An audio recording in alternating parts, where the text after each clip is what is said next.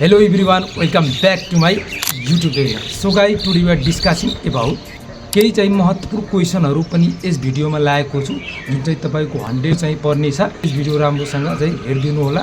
So अब ढिलो नगरिकन हामी भिडियोलाई स्टार्ट गर्छौं। यसैगरी हामीले अनिवार्य सामाजिक अध्ययन नमुनाको प्रश्नहरु यहाँ हेर्छौं र ती प्रश्नहरुको समाधान पनि गर्नेछौं है त। सो यसरी तपाईले हेर्न सक्नुहुन्छ। समय 3 घण्टा र पूर्णांक चाहिँ 75 है। र यहाँ भनेको छ तपाईले यहाँ हेर्न सक्नुहुन्छ। यहाँ भनेको छ दिएका निर्देशकका आधारमा आफ्नै शैलीमा सृजनात्मक उत्तर दिनुहोस् है भनेर यहाँ भनेको छ। सो यसरी चाहिँ समूह का र समूह ख गा गरी चाहिँ हाम्रो क्वेशनहरु चाहिँ आउँछन् है। सो यहाँ दिएको छ तलका प्रश्नको अति छोटो उत्तर दिनुहोस् है, जुन चाहिँ एक बाट हैन प्रश्न बनाउनाले 11 वटा क्वेशनहरु हुन्छ जुन चाहिँ 1 मार्क्स हो है त। सो यसरी चाहिँ तपाईहरु हेर्न सक्नुहुन्छ। क्वेशन नम्बर 1 मा यहाँ हेर्न सक्नुहुन्छ। यहाँ भनेको छ सामाजिकीकरण है का कुनै दुई तत्वहरुको नाम लेख्नुहोस् भनेर भनिन्छ भने अब उत्तरमा हामीले के हेर्छौं भने सांस्कृतिक गतिविधिमा सहभागिता सामाजिक संस्थासँगको अन्तर्क्रिया सामाजिकीकरणका तत्वहरु हुन् भनेर चाहिँ यति सानो स्विट चाहिँ लेख्ने है त। यसरी चाहिँ हाम्रो क्वेशन नम्बर 2 मा आउँछौं र यहाँ भनेको छ मानव विकास सूचकांकबाट कुनै पनि देश विकासको वास्तविकता थाहा पाउन सकिन्छ कसरी एक वाक्यमा लेख्नुहोस् भनेर चाहिँ यहाँ भनेको छ है त। सो यसरी हामीले अगाडि बढ्छौं। उत्तरमा हेर्छौं हामी मानव विकास सूचकांकको माध्यमबाट देशको आर्थिक प्रति व्यक्ति आय सामाजिक औसत आयु र शैक्षिक अवस्थाको मापन गरिने भएकोले विकासको वास्तविकता साझै है थाहा पाउन सकिन्छ भन्ने बारेमा हामीले चाहिँ सजिलै चाहिँ सिम्पल स्विट छ हैन। हामीले चाहिँ यसरी क्वेशनको एन्सर चाहिँ लेखिदिने है त। अर्को चाहिँ हामी अगाडि बढ्छौं र यहाँ भनेको छ क्वेशन नम्बर 3 मा है। र यहाँ 3 मा भनेको छ हाम्रा समाजमा प्रचलित प्रथासँग सम्बन्धित अन्धविश्वासको एक उदाहरण लेख्नुहोस्। सो उत्तरमा हामी हेर्छौं महिलाहरूलाई रजस्वाला भएको बेला हैन अशुभ हुन्छ भन्ने अन्धविश्वासका कारण हाम्रा समाजमा छाउपडी प्रथा प्रचलित छ भनेर तपाईले पक्कै थाहा छ, यसको बारेमा पढ्नु भएको छ। यसरी हामीले स्विट एन्ड सर्ट चाहिँ लेखिदिने। यसै क्वेशन नम्बर 4 मा यहाँ हेर्छौं। यहाँ भनेछ घरेलु हिंसा नियन्त्रण गर्न उपयुक्त हुने एक सन्देशमूलक हैन प्लेट कार्डको नमुना तयार पार्नुहोस्। यसरी अब हामीले कसरी गर्ने त एन्सरमा हामीले यहाँ हेर्छौं थोरै घरेलु हिंसा पारिवारिक सुखको सराप हटाउनु पर्छ, यसले हामी सबै मिली एकसाथ गर्नुपर्छ भन्ने चाहिँ यसरी हामीले लेख्ने है त। यसरी क्वेशन नम्बर हामी 5 मा आउँछौं है। र 5 मा यहाँ भनेको छ तपाईको जनमत संग्रहालयलाई किन प्रजातान्त्रिक प्रक्रिया भनिन्छ एक वाक्यमा लेख्नुहोस् भन्ने छ। अब यहाँ हेर्न सक्नुहुन्छ त जनमत संग्रहालयलाई लोकतान्त्रिक प्रक्रिया मानिन्छ किनभने यसले नागरिकहरूलाई उनीहरूको समुदाय वा देशलाई असर गर्ने विशेष मुद्दाहरू वा प्रस्तावहरूमा हैन मतदान गरेर निर्णय प्रक्रियामा प्रत्यक्ष रूपमा भाग लिन अनुमति दिन्छ हैन। यसरी हामीले लेख्दिने। अर्को चाहिँ क्वेशन नम्बर 6 मा हामी आउँछौं र यहाँ भनेको छ है 6 नम्बरमा दोस्रो जन आन्दोलनको प्रमुख उपलब्धि केलाई मान्नुहुन्छ आफ्नो धारणा एक वाक्यमा लेख्नुहोस् है त। लगभग 2 देखि 3 लाइनसम्म हामीले स्विट हैन एकदम राम्रोसँग मिल्ने गरी चाहिँ लेख्नु पर्छ। यसरी 1 नम्बरको हामीले राम्रोसँग लेखिदिने है त। सो उत्तरमा हेर्न सक्नुहुन्छ दोस्रो जन आन्दोलनको मुख्य उपलब्धि भनेको राजतन्त्रको अन्त्य गरी संघीय लोकतान्त्रिक गणतन्त्रात्मक शासन व्यवस्था सुरु हुनु हो भनेर चाहिँ हामीले 6 नम्बरको एन्सर यसरी लेख्ने है त। अर्को क्वेशन नम्बर 7 मा हामी आउँछौं र यहाँ भनेको छ जीवन बीमाको अर्थ एक वाक्यमा लेख्नुहोस् है त।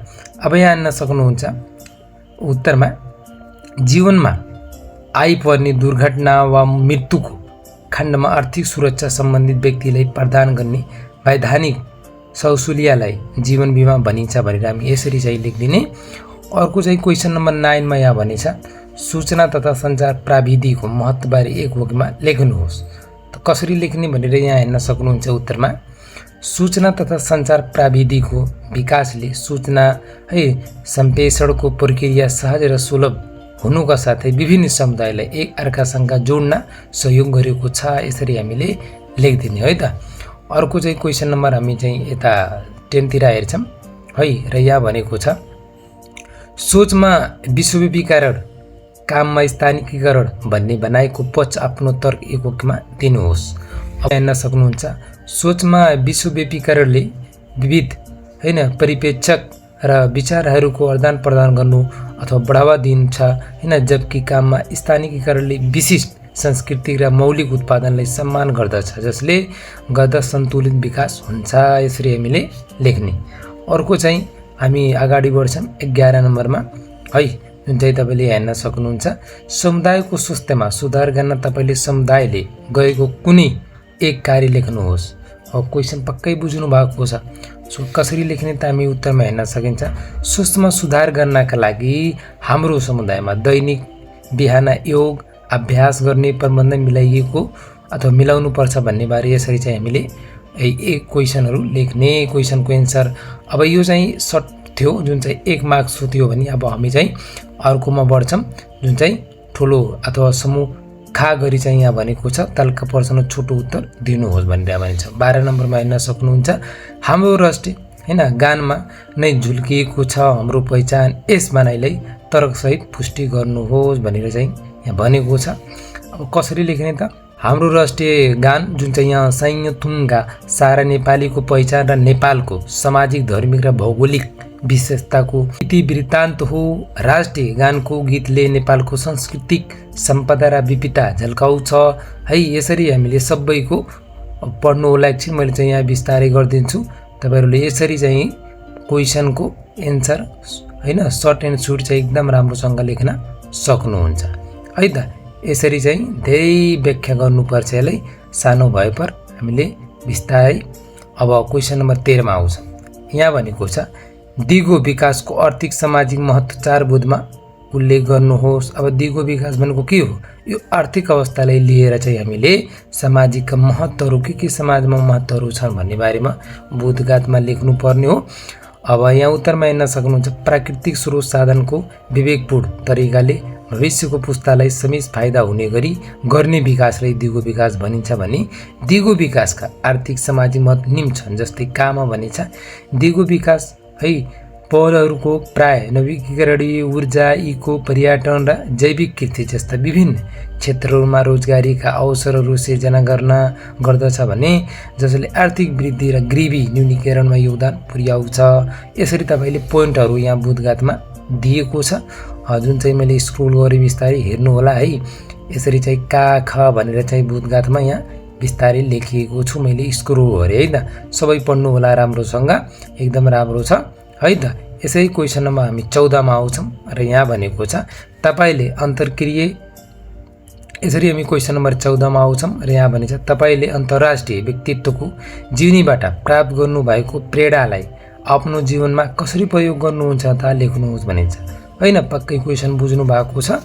अब यहाँ उत्तरमा हेर्न सक्नुहुन्छ, हामीले अन्तर्राष्ट्रिय व्यक्तित्वको जीवनी अन्तर्गत नेल्सन मण्डेला र मलाला युसुफजाई जीवनका साथ पढ्यो र त्यहाँबाट प्राप्त प्रेरणालाई मैले निम्न तरिका मेरो जीवनमा लागू गर्नु सक्छु। जस्तै यहाँ का खा गरी तपाईँको यहाँ दिएको छ, यसरी प्रयोगहरू हेर्नु होला है त। यसरी हेरिसकेपछि तपाईँले बुझ्नुहुन्छ, आफै पढेपछि एकदम राम्रो बुझ्नुहुन्छ। सो यसरी चाहिँ 4वटा बुँदाहरू यहाँ दिएको छ, पढ्नु होला है त। अर्को चाहिँ क्वेसन नम्बर हामी 15 मा आउँछौँ र यहाँ भनेको छ तपाईँको विश्व बन्धुत्व र मानवता कसरी वृद्धि गर्न सकिएला भनेर आफ्ना विचारहरू प्रस्तुत गर्नुहोस् भनेर यहाँ भनेछ। यहाँ हेर्न सक्नुहुन्छ उत्तरमा है। यहाँ भनेको छ भिन्नताहरूको मतलब नगरी सबै मानिसहरूलाई दया र सम्मानका साथ व्यवहार गर्ने मान्यतालाई विश्व बन्धुत्व भनिन्छ भने मानवता भनेको गुण र व्यवहार जसले हामीले मानव बनाउँछौँ, जसले करुणा, सहानुभूति र समझदारी विश्वास है विश्व बन्धुत्व र मानवता अभिवृद्धि गर्न निम्न उपायहरू अवलम्बन गर्न सकिन्छ। सो कामा यहाँ भनेको सहानुभूति प्रबन्धन अथवा अरूप्रतिको समझदारी र दयालाई प्रोत्साहन दिनुपर्छ भनेर यसरी तपाईँको यहाँ विचारहरू दिएको छ। सो यसरी तपाईँले एक एक गरी है काखा गरी पढ्नु होला राम्रोसँग है त। अब मैले यहाँ चाहिँ भिडियो अलि लङको कारणले गर्दा मैले चाहिँ स्क्रोल गरेँ। सो सबैहरू आफै पढ्नु होला है त यसलाई। सो यसरी चाहिँ क्वेसन नम्बर यहाँ अथवामा पनि भनेको छ यसैको है। यहाँ भन्छ हाम्रा ऐतिहासिक तथा सांस्कृतिक सम्पदा संरक्षणमा भएका प्रयासहरूको मूल्याङ्कन गर्नुहोस् है। क्वेसन बुझ्नु भएको छ अथवा बुझ्नु भएको छैन भने एकचोटि भिडियोलाई पोज गर्दै पढ्नुहोस् कि क्वेसनलाई पढेपछि बल्ल चाहिँ एन्सरमा हेर्नुहोस्। अब उत्तरमा हेर्न सक्नुहुन्छ नेपालको समृद्ध सांस्कृतिक पहिचान जोगाउनु र पर्यटनलाई आकर्षित गर्न नेपालको ऐतिहासिक र सांस्कृतिक सम्पदाको संरक्षण गर्नु महत्त्वपूर्ण छ। यही क्रममा भएका प्रयासहरू निम्नै छन् हैन। यसरी तपाईहरु क्वेसनहरुको पोइन्टहरु यहाँ हेर्न सक्नुहुन्छ। जुन चाहिँ प्रयासहरू यहाँ दिएको छ काखा गरी अलि ठुलो छ, त्यही भएर तपाईले पढ्नु होला है त। आफै पढिसकेपछि मिलाएर चाहिँ एकदम राम्रोसँग लेख्नु होला है। यसरी तपाईले लेख्न सक्नुहुन्छ। र यसैगरी क्वेसन नम्बर 16 मा हामी आउँछौं र यहाँ भनेको छ नेपालमा बढ्दो भ्रष्टाचारको प्रवृत्तिको समाजमा परेको प्रभाव है 4 बुँदगतमा विश्लेषण गर्नुहोस्। सो यसको एन्सरमा हेर्न सक्नुहुन्छ ट्रान्सपेरेन्सी हैन इन्टरनेशनलका अनुसार सन् 2023 मा नेपाल भ्रष्टाचार हुने देशहरूको सूचीमा 35औं अङ्क सहित 108 स्थानमा रहेको छ। नेपालमा यस्तो बढ्दो र भ्रष्टाचारको प्रवृत्तिले समाजमा परेको प्रभावहरू निम्न छन्। के प्रभावहरू छन् त? जस्तै कामा भनेछ सार्वजनिक विश्वासलाई कमजोर बनाउँदै बढ्दो भ्रष्टाचारले सरकारी संस्थाहरूमाथि है जनविश्वासले घटाउँछ र विविधताको शासनमाथिको विश्वासले कमजोर बनाएको छ। यसै तपाईले अरु पनि पढ्नु होला है त। यहाँ चाहिँ प्रभावहरू ठ्याक्क त्यहाँ दिएको छ। यसरी तपाईले पढ्नु भयो भने राम्रो हुन्छ है त। मैले स्क्रोल गरे यसरी चाहिँ तपाईको राम्रोसँग दिएछ। अर्को चाहिँ क्वेशन नम्बर 17 मा आउँछ र यहाँ भनेको छ संघीय कार्यपालिका र न्यायपालिकाको अन्तर सम्बन्ध दर्शाउनुहोस्। यहाँबाट एउटा 100% सोच हेर्नु होला है, राम्रोसँग यसले पढ्नुहोस्। र यहाँ भनेको छ नेपालमा संघीय कार्यपालिकाले राष्ट्रिय स्तरमा कानुन र नीतिहरू कार्यान्वयन गर्न जिम्मेवार केन्द्रीय सरकारलाई बुझाउँछ। नेपालको संघीय न्यायपालिकाले कानुन व्याख्या गर्छ हैन, विवादहरूको न्याय गर्छ र सरकारी कार्यहरूको संवैधानिकता सुनिश्चित गर्दछ।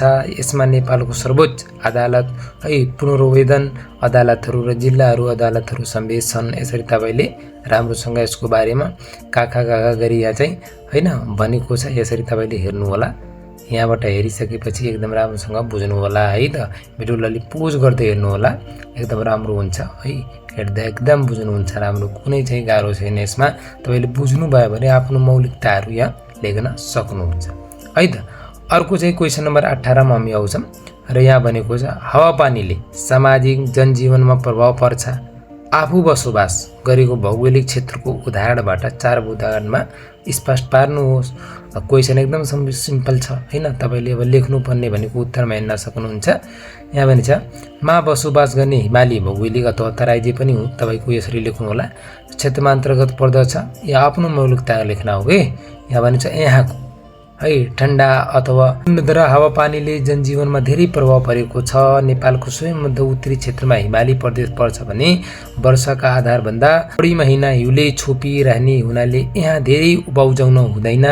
यहाँको आलु जौ हैन औ स्याउ आदि खाद्यान्न उत्पादन हुन्छन्। यी क्षेत्रमा जनसङ्ख्याको चाप एकदमै कम छ। यो क्षेत्रमा शेर्पा भोटे थकाली हैन मनाङ्गे त्यसरी चाहिँ सबैहरू आदि जातिको मुख बसोबास भएको पाइन्छ। यसरी तपाईले यहाँले राम्रोसँग आफै अनुसार मौलिकता अनुसार चाहिँ हैन तराई भए पहाडी भए जे भए तपाईले राम्रोसँग यसलाई लेख्न सक्नुहुन्छ है त। यसरी चाहिँ हामी अगाडि बढ्छौं र अगाडि बढिसकेपछि सबै छन् तपाईले यसरी एक गरी पढ्नु होला है त। र अब हामी अगाडि बढ्छौं। यसरी क्वेशन नम्बर 19 मा आउँछौं र यहाँ भनेछ संयुक्त राष्ट्र संघका समसामयिक चुनौतीहरू शीर्षकमा एक दैनिक पत्रिकामा हैन प्रकाशन सम्पादकीयको नमुना तयार पार्नुहोस्। अब हेर्न सक्नुहुन्छ उत्तरमा संयुक्त राष्ट्र संघका समसामयिक चुनौतीहरू। अब यो यहाँ हेर्न सक्नुहुन्छ युद्ध, युक्रेन युद्ध, इजरायल हैन यसरी सबै चाहिँ समसामयिक घटनाहरू हुन्। यो न्यू पनि हाल्न सक्छ। सो यसैको साथमा यहाँ ल्याइएको छ जुन चाहिँ तपाईहरुले राम्रोसँग अध्ययन गर्न सक्नुहुन्छ, पढ्न सक्नुहुन्छ। सबै पढ्नु होला। अब एकछिन पढिसकेपछि बुझ्नुहुन्छ राम्रोसँग है त। यहाँ मैले यहाँ यसरी राखिदिए चाहिँ यहाँ तपाईले हेर्न सक्नुहुन्छ सबैको प्रत्येकको है। छिटो भयो भने तपाईले भिडियोलाई कारणहरू साथ यहाँ दिएको छ जुन चाहिँ कारणहरू 4 बुँदामा उल्लेख पनि दिएको छ। त्यसरी पढ्न सक्नुहुन्छ है त। पढिसकेपछि तपाईले अगाडि बढ्नु पर्ने हो है त। अब यहाँ हेर्न सक्नुहुन्छ अर्को। अब समूह गामा यहाँ हेर्छौँ तलका प्रश्नको लामो उत्तर दिनु, जुन चाहिँ योभन्दा अलि ठुलो लेख्नुपर्छ यहाँ है। जस्तै 21मा भनेको छ संसदीय शासन प्रणालीमा शक्ति पृथकीकरण र शक्ति सन्तुलनको आवश्यकता पहिचान गर्नुहोस्। अब यहाँ चाहिँ उत्तरमा हेर्न सक्नुहुन्छ संसदीय शासन प्रणालीमा जवाबदेहिता सुनिश्चित गर्न शक्तिको दुरुपयोग रोक्न विधिको शासन कायम गर्न शक्तिको पृथकीकरण र नियन्त्रण र सन्तुलनको कार्यान्वयन महत्त्वपूर्ण हुन्छ। अब यहाँ हेर्न सक्नुहुन्छ शक्ति हैन पृथकीकरणको आवश्यकता जुन चाहिँ कामा यहाँ भनेको छ है, तपाईँले हेर्न सक्नुहुन्छ कामा शक्तिको दुरुपयोग जुन चाहिँ का नम्बर भनेको छ, यसरी तपाईँले प्रत्येकको चाहिँ आवश्यकताहरू यहाँबाट हेर्न सक्नुहुन्छ। त्यसपछि हामी अगाडि बढ्छौँ है र यहाँ चाहिँ यसको का यहाँ भनेको छ चेक र ब्यालेन्सको महत्त्वहरू पनि यहाँ भनेको छ, यसरी तपाईँले यहाँबाट हेर्न सक्नुहुन्छ। अर्को चाहिँ अगाडि बढ्छौँ र 22 नम्बरमा भनेको छ पृष्ठभरि नेपालको नक्सा बनाई निम्न तथ्यहरू उपयोग सङ्केत प्रयोग गर्नु हो भनेर यहाँ भनेछ। का खा गा गा भने 4वटा दिएको छ, कञ्चनजङ्घा हिमाल, मध्य प्रदेश, नारायणी नदी र कप्थन राष्ट्रिय निकुञ्ज 4वटा हामीले बनाएर त्यसलाई भर्नुपर्ने हो, सङ्केत देखाउनु पर्ने हो है। र यसरी तपाईँले भन्नुहोला, यसमा कुनै गाह्रो छैन। तपाईँले नक्सा बनाउनुहोस्, बनाइसकेपछि 4वटा कुन कुन ठाउँहरूमा छन् भनेर तपाईँले यसरी लेखेर सङ्केत गरिदिनु होला, पुग्छ मजाले है। सो बेस्ट अफ लक है, सबैलाई को राम्रो बनोस् भनेर चाहिँ आश गरिरहेको छौँ हामी है। यसै गरी अर्को नेक्स्ट भिडियोमा हामी छिटो चाहिँ मिल्नेछौँ।